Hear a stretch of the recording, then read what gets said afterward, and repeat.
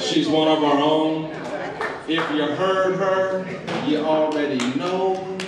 Ladies and gentlemen, without further ado, put your hands together loud as you can. Make Broadway shake for Tina Kate. Thank you for that. Scream whispers. Yes.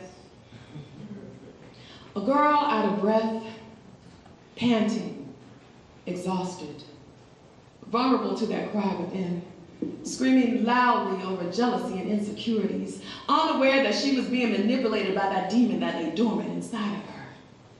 Fits of rage escapes her broken heart, striking blows at her lover, who only knew abuse anyways. See, her lover grew up with a mother that knocked her head off on the daily.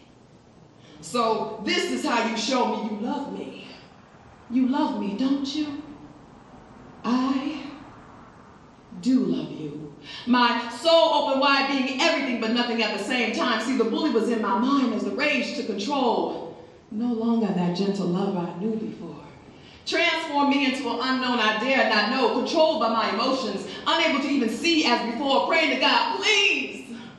What if she says this or that? Call me bitch, call me fat, you fat bitch. Ouch. It called out loudly, striking bones and marrow to the core. Bloody rivers of my puddles from words said by my lover. More lashes from lips that once tasted like sweet dripping honeydew melon.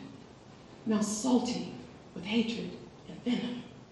Blow by blow, it never seems to end. Rage escapes a shoe thrown from one side of the room, crashes into the cocktail table. Mine shouts, why can't we ever keep shit? Clock ticking. When will this end? Fast forward to the next day. Find her in the kitchen wearing an apron and cooking eggs. What is this mess? Me waking up, exhausted, ashamed, and hurt. Actually seeing her, the victim, thinking, well, maybe this thing could work. More prayers, more good days. Actually, the lay down was real good, okay? But the stand up, unnatural bullshit. But see, I didn't quit. Still more growing to do. The last encounter was of the ugly kind, was just another alibi for her to hit the streets, but instead, hitting the floor with a new introduction to the 4 B's. Bitter words, blows, busted lips, and bruises. Soundly whispering, this has to stop. Love doesn't feel like this. But only seeing bits and pieces of how abusive it really is.